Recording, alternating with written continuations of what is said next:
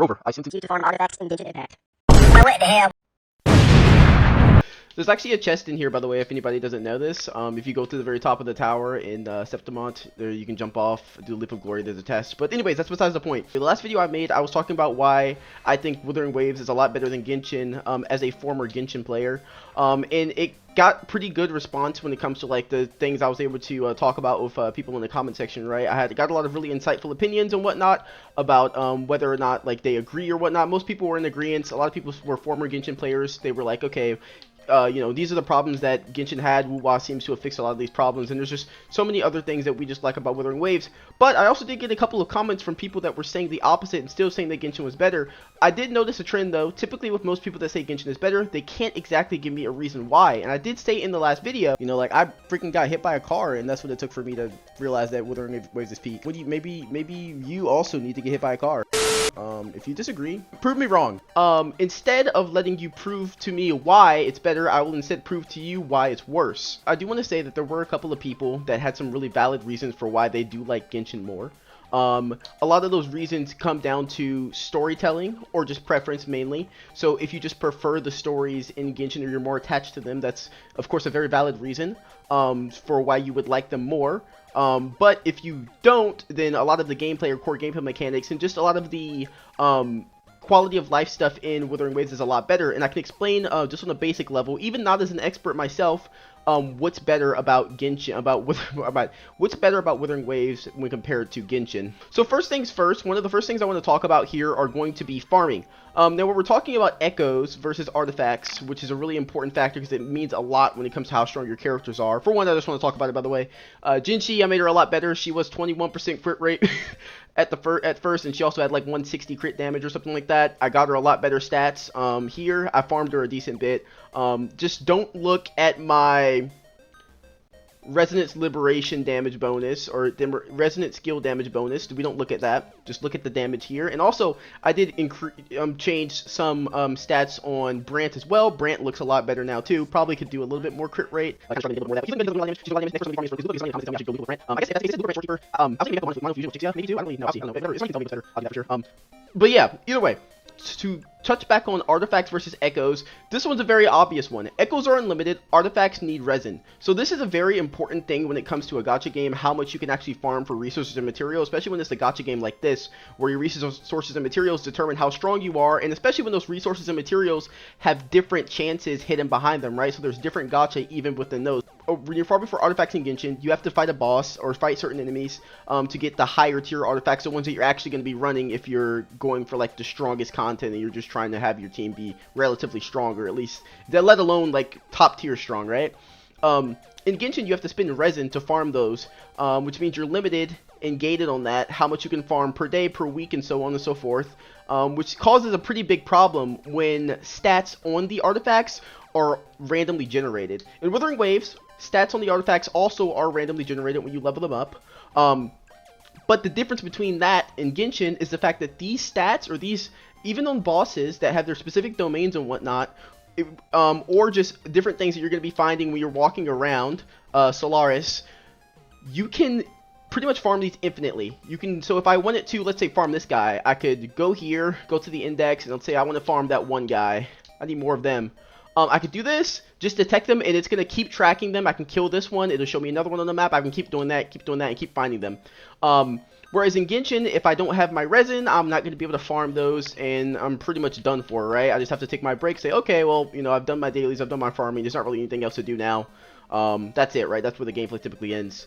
But in Withering Waves, you can always farm for better stuff, which is why my characters look a lot better than they did even a couple days ago, because I was able to farm for them a lot and get a decent bit better stats. There's definitely things I could do a lot better on here, but this is a lot stronger than she was, like, even in the last video. Like, last video, we were looking like a lot weaker. Only a couple days have passed, and I've gotten this much stronger. Of course, in Genshin, that's not a thing. Now, weapons. Let's talk about weapons, actually. Because in this game, weapons are handled very differently than in Genshin. In Genshin, I didn't even have the guts to summon for a weapon because I knew that the way the banner worked was okay, here's the way the banner works in Genshin, right? Just to remind you. If you're summoning in Genshin, you can summon, it has a 90 pity weapon banner, of course, by the way. So 90 pity, 10 pity higher than Withering Waves, of course. So 10 more summons, generally. Maybe not every time, but when I'll show you the graph here on pity, kinda every time. So 10 more summons on Genshin, right? You have a 37.5% chance to get the weapon you want, right? So there's going to be 3 5-star weapons on the banner. There's a 37.5% chance to get the one you want, of course, because you're typically only 1 in 1. There's another featured 5-star, so you have a 37.5% chance to get that one, and then you have an additional 25% chance to pull the unfeatured normal 5-star weapon. The issue with this is that when you fail the summon, so in order to guarantee that you're going to get the weapon that you want, you have to then go and fail the actual first pull, right? So you have a 37.5% chance of pulling it. Remember, 90 summons maximum. And then you're still not guaranteed it after 90. You have to summon again, and then you can get it guaranteed on the second 90 or so pulls, right? So this theoretically, you could be pulling like 100 and theoretically, you could be pulling 180 times before you actually get the weapon you want, right? That's a lot of pulls. Whereas in Withering Waves, it's actually a lot different. For one, as I showed a minute ago on the graph, the chances are a lot better. And then also, you're just guaranteed the weapon on Withering Waves, which is kind of unseen. I was shocked when I saw this. I thought I was misreading it and misunderstanding it. Every 10 convenes guarantees a 4-star or above item. That's typical for these types of games. The target 5-star weapon is guaranteed within 80 summons, 80 convenes. That means that you just get it. You know how big of a deal that is? And also, I mean, not to mention, you don't even need the weapon typically in this game because a lot of free-to-play options work really well. Of course, their best in slot option is typically going to be the weapon that you pull for them. But, for example, in Augusta's example, I saw some people in the comments typing about it, and I even saw a video about it as well. Her second best option is actually really viable, right? And it's the free-to-play option. So it's just so much like, it's just such a better quality of life thing, and they seem to care just way more. Like, it's just like money, like trying to grab like as much money as they can away from the players, while giving them as little as possible, is what it feels like Genshin's motto is. Another thing to talk about is what level up material. So let's go somewhere and get something, so I can just kill it. Okay, so in a second here you'll see. So I've just killed this boss, which means this boss drops an echo, right? I can grab this echo, grab this, right? If I claim rewards, 60 wave plates, it'll give me level up material, which you can see here. This is the material that you'd use to level up your character, right?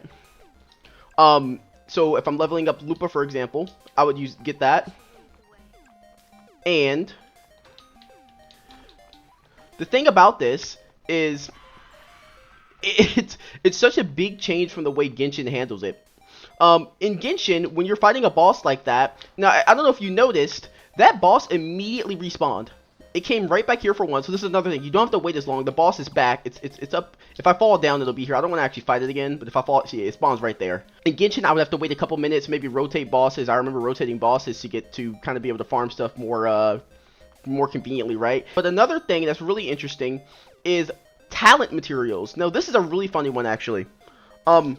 You can farm talent materials just by fighting enemies around the map and whatnot, and you can also farm echoes by fighting enemies around the map. Something that I actually forgot. Of course, more effectively, you're gonna want to fight them in like the actual dungeons or whatnot. They're not called dungeons. I don't know what I'm calling them that. But the funny thing about it is that I actually have been away from Genshin for so long that I forgot that they had you wait for certain weekdays to fight certain enemies to get certain talent materials. Like, I don't know if you guys, if you've been playing Withering Waves for a while, or even if you've just like only been playing Genshin, that's not normal, by the way. I thought that was like normal gameplay because that was like the only game I played. But that's just not normal. Like, or maybe not normal, but the better way to say it is that there's better out there. Like, that's not your only option. Like, you can just get stuff a lot better if you just play a game that kind of treats the players more better and has a little bit more, as a video I saw earlier said, more respect for the player's time, right? Like, Withering Waves knows that I don't want to, you know, get a new character. The worst feeling is you get a new character, you want to level up their talents. Oh, wait, I can't because it's not a Tuesday. Like, this certain talent book is only available in this certain specific dungeon on Tuesday. Like, that's so insane. I never even thought about how insane that was until I like started playing Withering Waves. Like, I didn't even think like, oh man, that's like that's just so crazy, isn't it? So you can spawn kill bosses, right? Movement's better in this game. You can get a grapple, you can double jump. This little trick I know on Brant too, if anybody knows, if you do that, if you like do a dash mid-air, you can do another one of your little swing attacks. And if there's like an enemy nearby or not too far away, you can actually go pretty far with that too. But yeah, no, it's just like I didn't feel like super confident about talking about it before, but I feel like a lot more emboldened about it now that I like cause okay, I'm coming from like dealing with like I've seen a lot of stuff like the Genshin community's done and like that they said like those guys are freaking kind of ruthless. Honestly, those guys are insane, some of them, and like if you trash talk the game, like you know you might be next. You might be like you might be on their list. They might be coming for you. There's no really way to talk about it other than the fact that it's just like better. Like they treat the players better. I'm having more fun now, right? It's just more fun. It is what it is. I don't know. This because a lot of times when it comes to stuff like fun, the reason why in the last video I was kind of like more heavily on like I just like this more because of like more like you know it's the aesthetic or I just like the way it feels to play and wasn't being too concrete. And by this time I want to be like a little bit more specific and talk about things. Is because I want to make sure that it's like I'm not myself. Like for one, I don't want people to think I'm just trying to trash talk the game. I did like the game, and I actually did really enjoy it, and I enjoyed the story a decent bit. It's just that stuff gets better when time passes, and instead of like hating on something that's better, you should appreciate it and be thankful that it's better. I feel like you should be like, hey, this is cool. I can like the other thing still. It's just like I'm not gonna be in denial, right? And a guy pointed out in the comments, or it was a guy or I don't remember. Somebody pointed out in the comments in the last video. They said that a lot of people who defend Genshin blindly defend it mainly because of the fact that they put an investment in the game and it's been like a long time investment, and that makes sense, right? If you put a lot of investment, a lot of money, a lot of time, you typically don't want to see the thing that you like be trash talked or anything like that. And this doesn't mean that you can't enjoy the game. It doesn't mean you can't play it. I think it is good for every person though to be aware of when a company or organization is clearly trying to take advantage of them, right? And they're clearly trying to take advantage of your time. Of course, every single game that is a gacha is made to make money. The intention of any of these games is to make money, but of course, the difference between Genshin and, for example, MiHoYo and Kuro games right now, at least, is the fact that Kuro is at least trying to make the game playable and entertaining for a free-to-play player. You can play the game, you can do so many things. Genshin very clearly is just trying to make as much money as possible. Even evident through their most recent trailer thing, it was like really funny looking at, right? Like they're showing like limited 5-star characters instead of like the region that they were like advertising, right? And I know that's like kind of like a cherry pick, but just stuff like that really matters, I think, like the subtle stuff, you know? But yeah, no, I want to play this more. I want to farm my characters and make them way stronger. My main thing right now is I want to get a second team. I haven't even been able to do any of the Tower of Adversity or anything like that. I think I did some of it, but I only have one team, so I can't do that or Whimpering Waste properly. I don't even know if I'm strong enough to do them in the first place. I want a Lupa team. I really like Lupa. I was using her at first, but without like a proper team. This is my other team, by the way. I'll show you guys. So, this is what I was gonna use. But I don't really think I think you need Miss Splitter on her. And I don't have Miss Splitter. So, or not needed, I think it's best. I mean, I guess I don't need it. It's not like best. Not like it's required or anything, but I was just like, I didn't want to make, I don't know, I kind of like, I admit I build teams off of who I think is cool. A lot of times. That's why I was running, I was actually, before I pulled Shorekeeper, I was running Lupa, Brant, Jinchi, which like probably sounds pretty terrible to anyone who has more experience than me in the game. But I thought they were pretty cool, so I was just playing that. And then at one point, I saw a video, and I was like, okay, well, I want to try and learn team building a little bit and learn stuff a little bit. And off of what I learned, I'm under the impression that a team like that doesn't really make sense. And so a team like Chixia, Lupa, and Brant makes a lot more sense, because I know she gives like Shred, Fusion Shred or something. Anyways, yeah, that's all. I'll see you guys later.